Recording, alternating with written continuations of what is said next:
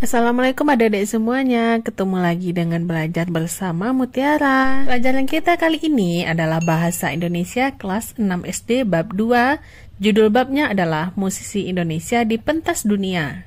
Tujuan pembelajaran pada bab ini, kalian bisa mendiskusikan ide-ide seni budaya Indonesia untuk diplomasi lunak, melakukan wawancara untuk menggali informasi, dan membuat poster dan brosur setelah pegelaran seni di sekolah. Sebelum belajar, kita main tebak-tebakan yuk. Judulnya adalah kuis tebak alat musik apakah aku. Yang harus kita persiapan itu ada kertas, kemudian tulis nama alat-alat musik yang ada di Indonesia. Caranya bagi menjadi 2 kelompok, seorang perwakilan dari masing-masing kelompok maju ke depan.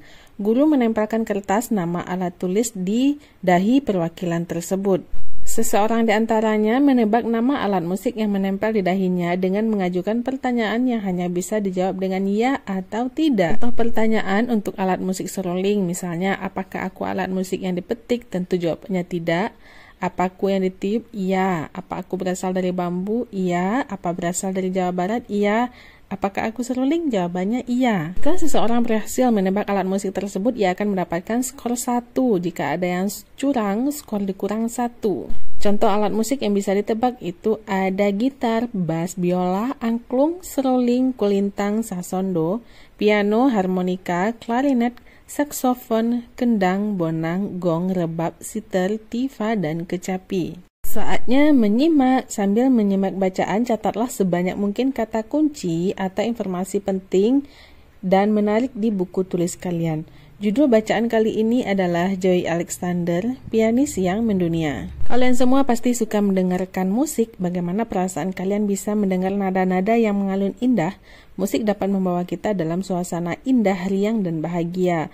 Adakah di antara kalian suka bermain musik seperti piano, drum, biola, atau alat musik tradisional seperti angklung, rebana, dan gamelan? Tentu sangat asik jika kita mampu memainkan alat musik. Seperti teman kita satu ini, Joey Alexander, jago bermain piano. Kehebatannya bermain piano membuat kagum banyak orang. Joey Alexander lahir di Pulau Bali. Sejak kecil, Joey selalu mendengarkan musik jazz yang mengalun indah. Ayahnya adalah seorang pemain musik dan ibunya juga suka musik. Pada usia 6 tahun, Joey mulai belajar bermain piano menggunakan keyboard elektronik mini hadiah dari ayahnya. Kemudian dia mencoba belajar bermain piano dengan menirukan lagu-lagu yang sering didengarnya. Joey dapat mudah berhasil memainkan lagu musisi-musisi terkenal dunia. Joey tidak belajar musik dengan pelatih secara khusus. Dia lebih banyak belajar sendiri dengan banyak mendengarkan dan melihat orang-orang hebat bermain musik. Ayahnya mengenalkan Joey pada jazz klasik, yaitu aliran musik indah yang berasal dari Amerika. Ayahnya sering mengajak Joey pentas dengan beberapa musisi di Bali dan Jakarta, sehingga Joey banyak memiliki pengalaman. Berkat kepiawaiannya bermain piano, meskipun masih kecil, Joey mendapat banyak kesempatan tampil di panggung-panggung jazz Indonesia, bahkan di mancanegara. Pada saat usia 8 tahun, Badan PBB UNESCO mengundang Joey untuk memainkan piano solo di depan pemain musik jazz terkenal Herbie Hancock yang sedang berkunjung ke Indonesia. Herbie Hancock adalah yang terkenal itu sangat mengagumi permainan musik Joey. Kekaguman itu membuat Joey merasa bangga dan semakin percaya diri. Sejak saat itu Joey bertekad akan menjadi musisi jazz yang hebat seperti Herbie Hancock, idolanya. Joey menjadi lebih rajin berlatih dan mulai mengikuti beberapa festival jazz hingga ke mancanegara. Pada usia 9 tahun, Joey memenangkan hadiah utama pada sebuah kompetisi musik untuk semua usia yang diikuti 200 peserta dari 17 negara di Ukraina. Pada usia 10 tahun, Joey tampil di festival jazz di Jakarta oleh Copenhagen. Orang tua Joey kemudian membawa Joey pindah ke negara Amerika, tempat asal musik jazz berkembang. Hal ini dilakukan agar Joey dapat lebih mengembangkan bakatnya. Di sana Joey mengajak beberapa orang teman untuk bermain dalam sebuah band. Ia bekerja sama dengan teman-temannya untuk menghasilkan permainan musik indah yang dapat menghibur banyak orang.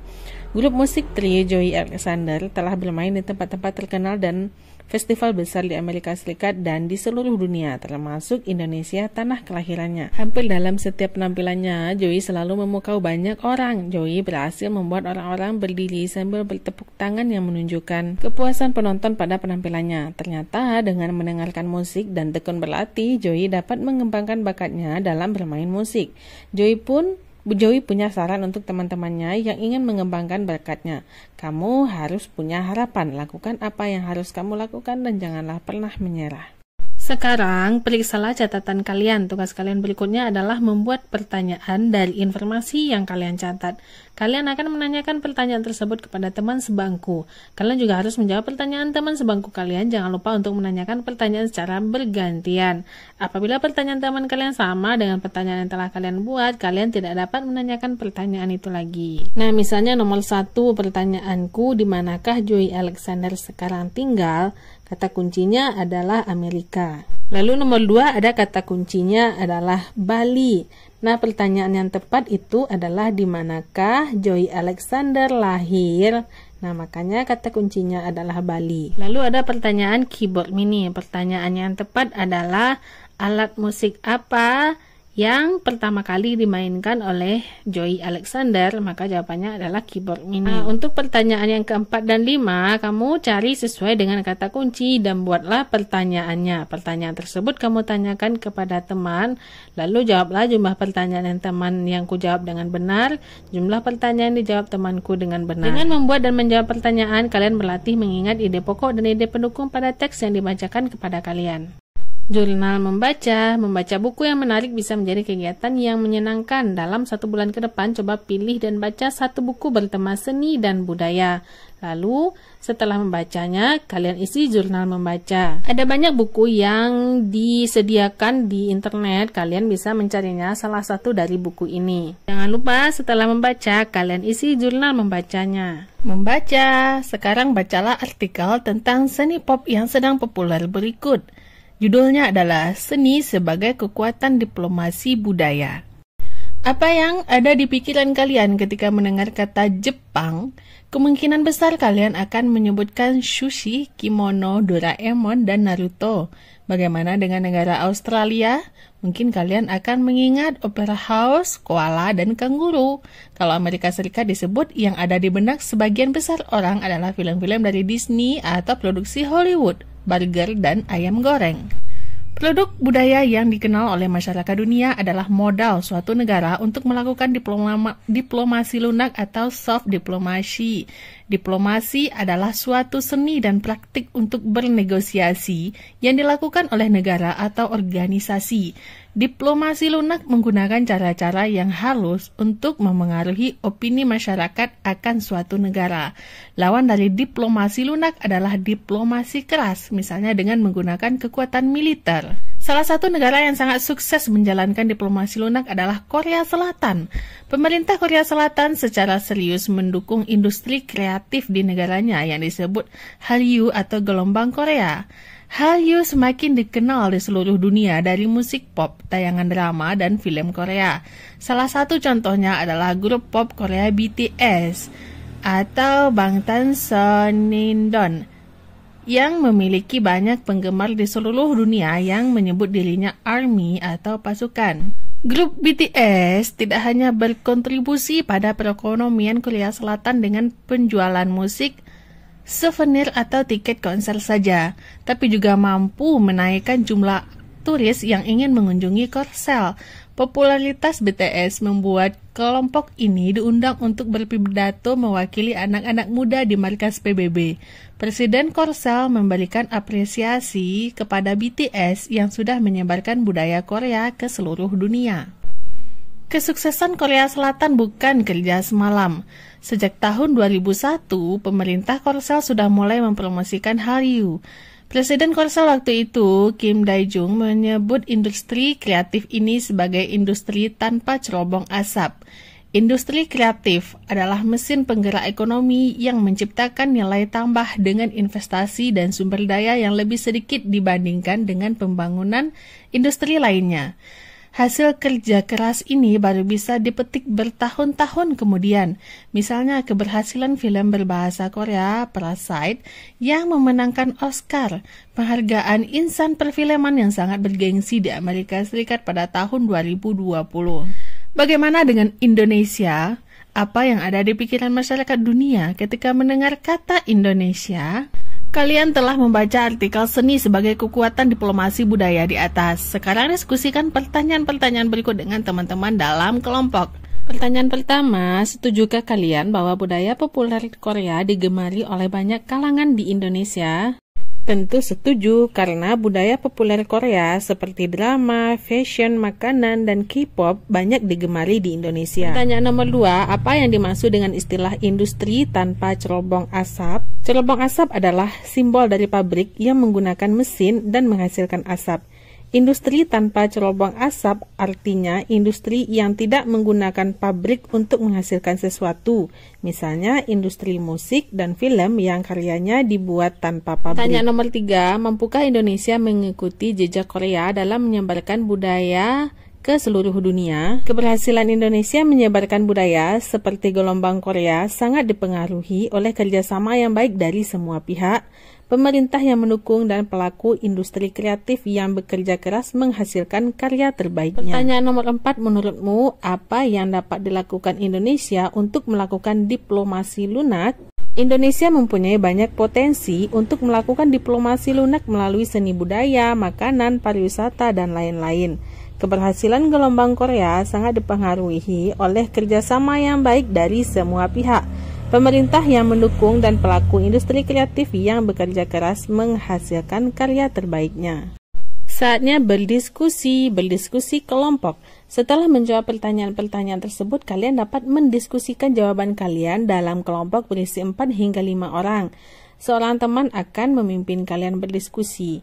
Ia akan membacakan pertanyaan satu persatu untuk dijawab oleh anggota kelompok secara bergantian. Selama berdiskusi, ingatlah untuk pertama meminta izin kepada pemimpin diskusi sebelum mulai berbicara dengan cara yang disepakati, misalnya mengangkat tangan. 2. Menyimak teman yang berbicara dengan saksama. Setelah berdiskusi kelompok, saatnya melakukan curah pendapat. Melakukan curah pendapat atau brainstorming adalah suatu teknik untuk mencari penyelesaian suatu masalah tertentu dengan mengumpulkan gagasan secara spontan dari anggota kelompok. Setelah membaca teks seni sebagai kekuatan diplomasi budaya, mungkin kalian mulai membandingkan keberhasilan Korea Selatan dalam menyebarkan budaya Amerika dengan negara kita sendiri. 2 pertanyaan besar yang muncul adalah sebagai berikut. Pertama, apa saja yang bisa menjadi modal bagi Indonesia untuk melakukan diplomasi lunak ke masyarakat dunia? Lalu pertanyaan nomor 2, apa yang bisa dilakukan pemerintah dan masyarakat agar budaya serta nilai-nilai Indonesia semakin dikenal di seluruh dunia? Dalam kelompok, lakukanlah curah pendapat untuk menjawab pertanyaan tersebut. Petakan pendapat tersebut dalam peta pikiran berikut. Setelah selesai, presentasikan hasilnya di depan kelas. Nah, contoh dari peta pikirannya untuk diplomasi lunak Indonesia, kita bisa lakukan melalui film dan drama, pendidikan, buku, musik, makanan, serta turisme. Dengan membuat dan menjawab pertanyaan, kalian berlatih mengingat ide pokok dan ide pendukung pada teks yang dibacakan kepada kalian. Dalam teks sebelumnya, kita banyak menemukan kosakata baru, di antaranya diplomasi, diplomasi lunak, bernegosiasi, industri kreatif, berkontribusi, popularitas, apresiasi, bergengsi, nilai tambah, investasi, dan sumber daya. Untuk menguji pemahaman kalian atas makna kata-kata tersebut, lengkapilah kalimat berikut ini dengan daftar kosakata di atas. Nah, untuk menjawab pertanyaannya, tentu kamu harus cari tahu dulu makna kosakata barumu. Setelah itu baru kita jawab pertanyaan yang pertama. Nomor 1, dia tidak hanya dikenal di daerah asalnya, tetapi juga di luar daerahnya. Media sosial mempercepat popularitasnya. Nomor 2, popularitas bukanlah tujuan utamanya, namun berkontribusi pada perekonomian daerahnya adalah cita-citanya. Nomor 3, batik merupakan salah satu industri kreatif yang menjadi perhatian pemerintah. Nomor 4, pemberian penghargaan kepada seniman merupakan bentuk apresiasi dalam industri kreatif. Nomor 5, banyak seniman Indonesia yang telah meraih penghargaan bergengsi di mancanegara. Nomor 6, kreativitas dan inovasi menjadi modal utama dalam menghasilkan nilai tambah suatu karya. Lanjut nomor 7, industri kreatif menjadi alternatif Jepang dan Korea dalam mengatasi keterbatasan sumber daya alamnya. Nomor 8, pertukaran seniman antar negara merupakan salah satu bentuk diplomasi budaya. 9, dengan pendekatan persuasif, Indonesia melakukan diplomasi lunak dalam kasus luar negeri itu. 10, benturan antar kelompok dapat diatasi dengan bernegosiasi. 11, kelestarian lingkungan menjadi salah satu motif investasi di bidang industri kreatif. Nah, untuk video selanjutnya kita akan membaca judulnya Panggung Dunia Eko Supriyanto. Banyak hal yang akan kita bahas pada bab 2 ini. Jadi nantikan video kelanjutannya ya. Oke, sekian dulu ya video kita kali ini. Nantikan pembelajaran selanjutnya masih pada channel ini, Belajar Bersama Mutiara. Terima kasih bagi adik-adik yang sudah menonton. Mohon maaf apabila banyak salah. Terima kasih atas perhatiannya. Assalamualaikum.